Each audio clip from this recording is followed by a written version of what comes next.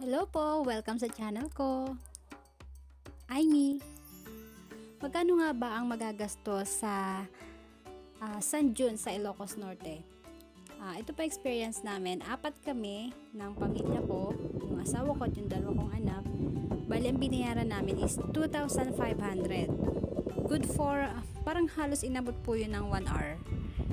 Kasama na po yung slide, unlimited slide po yan kung gusto nyo mag-unlimited slide. Pero kasi kami, parang halos tig 2 slide lang yung 2 kong anak. And then kami ng husband ko, tig 1 slide lang. Kasi ang init, mga around 1 o'clock kasi yun nung nagpunta kami.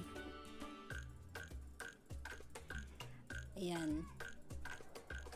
Bali, sulit naman po para sa akin yung 2,500 na halos 1 oras. Sulit naman kasi kumbaga minsan lang naman maka-experience ng ganon sa Ilocos Norte, and talagang masaya, masarap sa pakiramdam.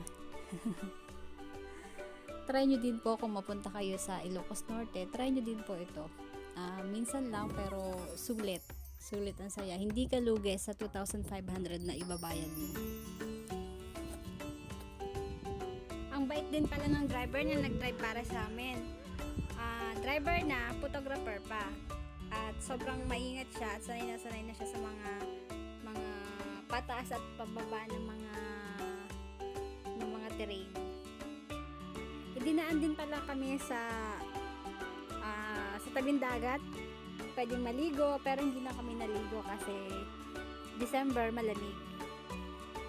Pagkatapos ng paikot-ikot namin dun sa trail, may mga pictures dun sa photo booth na pwede mong i-claim. 500 pesos yun, kasama na yung mga videos at lahat ng pictures. Nasa iyo na yun, kung i-claim mo. Yun lang. Thank you!